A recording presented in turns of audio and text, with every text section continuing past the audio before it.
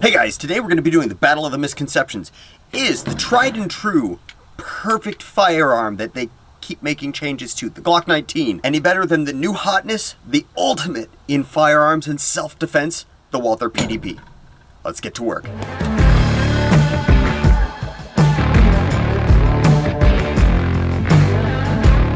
Hey guys, Work here. Welcome back to Work the Trigger. So today we're going to be doing a comparison of the Glock 19, which is the tried and true recommendation for the majority of people when asked what firearm would you carry, and the Walther PDP, the new hotness from Walther, a PPQ with a body job. So about the only thing that these two guns have in common is the form factor. They are both compact guns with 15+1 magazines. This is the compact size of the PDP. It has a 4-inch barrel, as does the Glock. And as you can see here, the PDP actually comes optics ready. That is the base model PDP, out of the box, optics ready. Almost. You do have to order the plate. The plate is free, but you do have to get a hold of them and have them mail it to you. It does not come in the box. The Glock in its base model form is not optics ready. They do come with both front and rear cocking serrations, as does the PDP. This particular version does come with the improved Ameriglow sights, giving it a significantly better sight picture than its base level. Really quick, let's talk about prices of these two guns, because there seems to be a misconception here that the PDP is expensive while the Glock is not. Well, I can tell you right now, that's not wholly true. So the Glock in its base form might be cheaper at around $550. But in that base form, you get plastic sights. No optics cut, but you do get 3 magazines. The PDP here, in its base form, comes with an optics cut. It still comes with crappy plastic sights, which I really don't like, but you do have an optics cut there, which negates that entire problem. And the base model price on these is about $600 to $650. You can regularly find them in that price range, and sometimes you can find them for a little bit less. In order to get similar upgrades on the Glock here, you need to go to the MOS version. And the MOS version of a Glock sits between $600 to $650, meaning the price of these two guns with comparable models out of the box is almost identical. Now with the Glock, you do get 3 magazines versus the Walther's 2 magazines, but a magazine is, say, $30, meaning that if you get this thing on the mega sale, you're still running about the same, and you'll still be in a pretty close ballpark. Now the MOS version of the Glock does come with MOS plates, which is nice, means that out of the box you're going to be able to run any optic you want, more or less. Now I know this question's going to come up because I know that I've blasted the optics plate system on the PDP, and I've put out videos about how I don't like the optics plate system on the MOS as well.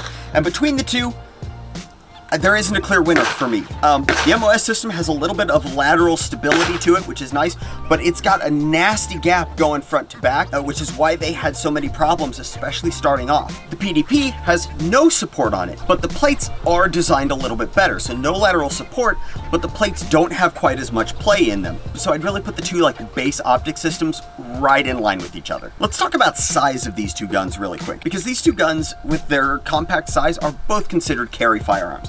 First up, let's go ahead and check the Glock 19. And the two dimensions that I'm really concerned with a carry gun are going to be the width here and the grip length here, because those are the two things that we're going to be trying to conceal. Now, I'm going to put a magazine in the Glock because when you put a magazine in the Glock, it extends that grip by about 1/4 of an inch. So omitting that would skew things slightly in the Glock's favor. We'll do the same thing to the PDP when we do it. So the height from slide to grip on the Glock is 4.89 inches with magazine inserted. And the thickest part of the frame of the Glock is going to be 1.16. Now let's swap over to the PDP. Going to go ahead and toss in a magazine. Overall height on the PDP is going to be 5.47 inches. The widest part, which is actually the slide stop slide releases, are 1.36 inches. Let's go ahead and check just the frame as well, which is 1.2 inches. So the sizes of the two firearms, you can see that the PDP is a little bit bigger than the 19, and that does reflect itself when trying to conceal. Now, when you're comparing these two guns side by side, you can actually see a lot of the PDP's height is actually in the slide, and that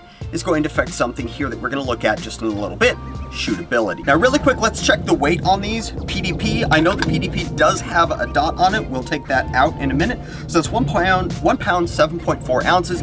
The dot is about 1.5 ounces, so we're going to say that's 1 pound, 6 ounces. Now let's check the Glock.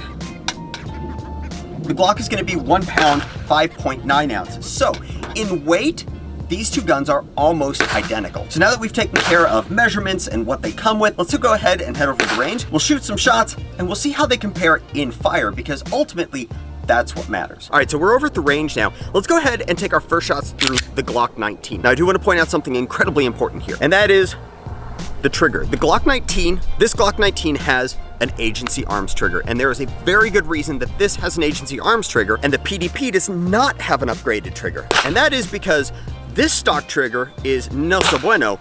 This stock trigger is one of my top 5 stock triggers in a striker fire gun. That's right, the PDP trigger is up there with the likes of my favorite striker fire guns. Is it the best? I wouldn't say it's the best, but it may very well be tied for number 2. Now keep that in mind, but that's not going to affect things like recoil impulse, speed back on target. Now what will affect that is the dot sitting on top of the PDP.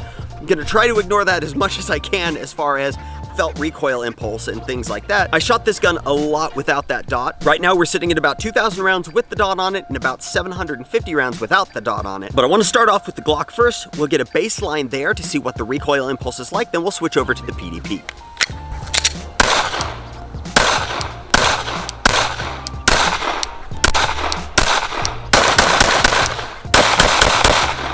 Okay, so the Glock's recoil impulse is extremely smooth for being a polymer gun. And there's 2 pretty good reasons for that. Reason number 1 is a thing that a lot of people actually say is bad about Glocks, but hear me out. The grip angle for a Glock actually improves your felt recoil. It's placing that recoil impulse more in line with your forearm as you extend out than a grip angle that's more vertical, which is going to flip a little bit. Secondly, it's the small slide and the lower bore axis. I made a video years and years ago about bore axis, and although it's not the only thing that has an effect on felt recoil, it does have an effect, and the Glock is actually one of the lowest bore axes that you can get. There are lower, but the majority of ones that have a lower bore axis are well above in price range what a Glock is. So let's go ahead and get the PDP out now. We'll talk a little bit about that, and then we'll jump back and forth between the 2 so we can directly compare them. Now the PDP here has a very interesting grip texture.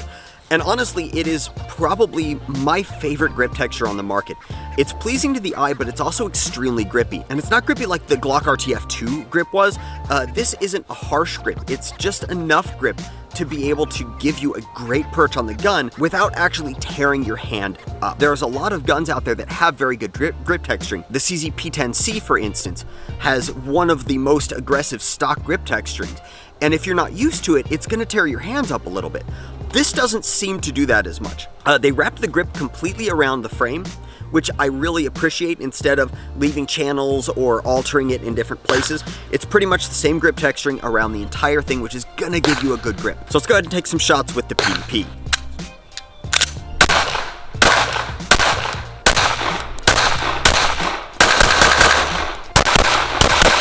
Okay, so I don't know if you can tell with the side shots of the PDP versus the Glock. The PDP has a definitely registerable more amount of muzzle flip than the Glock does. Now there's 2 main causes and a minor cause that I can see that actually do that. One is the height over bore. The height over bore on the PDP here is about 3/16 of an inch higher than the Glock. And what that does is that's going to torque more on the gun as you're firing it. That in addition with the bigger slide just gives the gun a little bit more hop when it's firing and makes it want to pull out of your hand a little bit more. Now, luckily Walther does have this great texturing, but they've also included a weird hump down here underneath the mag release. Now, I think this is twofold. This is a harken back to the days of their old school European mag release, and it's to block the mag release from being inadvertently pushed. Now, what that does, however, is on my hand, it gets into my firing grip. It actually gets in right here, and I can feel that, and it makes it hard to get enough of a grip. And it's kind of the opposite of like an aftermarket undercut. It actually forces your hand down a little bit more, so you can't get as high and tight of a grip on it. Now, in addition to that, this is just a feature of Walther in general. This is not just the PDP, this is also the PPQ, the matches, the steel frames, all of those. The back of the frame of the PDP is squared off, very similar to how my Sig Legion was, but the PDP is done such that you can't fix it, you can't smooth it, it's not a smoothing thing. And what that does is when you have the gun in a standard firing grip like you would use with a normal gun, it actually throws your aim off a little bit.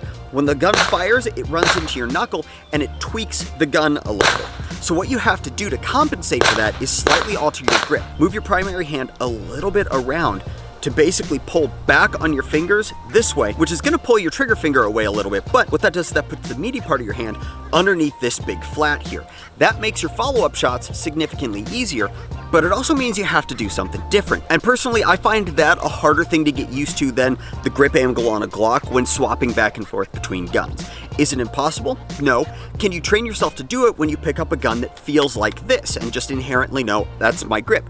Yes, but it is something that needs pointed out. So now I want to take the two guns and I want to shoot them side by side. I'm going to try to shoot a few through one and a few through the other, and I'm going to try to use that to be able to compare directly the recoil impulses and what I'm expecting and what I'm feeling to you guys. Since I've already got the PDP in my hand, let's go ahead and run it first. So this is the PDP. And this is the 19. PDP, 19. Last one at the PDP. Last with the 19. Okay, so shooting the two guns side by side, I can definitely feel the difference in recoil impulse between the PDP and the 19. It comes out pretty obvious. Now, in this situation, I'm able to get back on target with the PDP quicker because it has a dot. But the 19 settles quicker. It's just a matter of the milliseconds that it takes to reacquire that sight picture versus just keeping an eye on the dot and hitting it when you come back down. Now, we've talked about pretty much every aspect of these. We've talked about their size, that weighs in favor of the 19. We've talked about triggers, that is 100% in favor of the PDP. Grip texturing, that goes in the case of the PDP as well. Felt recoil goes on the side of the 19. Price, they are pretty much even. And I will say that I haven't done it today just because I don't have the right targets out here. Accuracy-wise, if you can get used to that different grip, favors the PDP. The PDP seems to be a slightly more accurate design than the 19. But the PDP is also going to be a little bit more ammo specific. We have seen problems with the PDP running steel case and aluminum case ammo. The Glocks don't really have an issue running anything, they just eat it all. And part of that is the looser tolerances that leads to a slightly less accurate pistol. So when it comes to either one of these, which way do I lean? Personally, I lean slightly Glock, and the reason that I lean slightly Glock, it's just for its size and because I've got a lot more rounds through this thing. If you're used to shooting Walthers, PPQs, the steel frame guys, 100% the PDP is going to be your go-to gun. You're not going to go wrong with it. But my best advice that I can give you, if you are a new shooter looking at these two guns, is to get to a range and shoot them for yourself. They're both extremely reliable guns. I've not seen major mechanical firing control system failures in either one of these. No reports of broken firing pins, no reports of hydro-locking, any of that stuff. They just seem to work. So really, it's up to you which one you want to get. So thanks guys for watching. I hope you found this video useful. If you did, do me a favor and hit that like button down below. If you want to see more from this channel, do me a favor and hit that subscribe button. If you like what we do here and you want to help out a little bit, head over to our website. That's workthetrigger.com. Over there, you're going to find coupon codes, affiliate codes, merch links, and a link to our 3D printed gun accessories. Thanks, guys. I appreciate every one of you. And until next time, do your research, get informed, and get to work.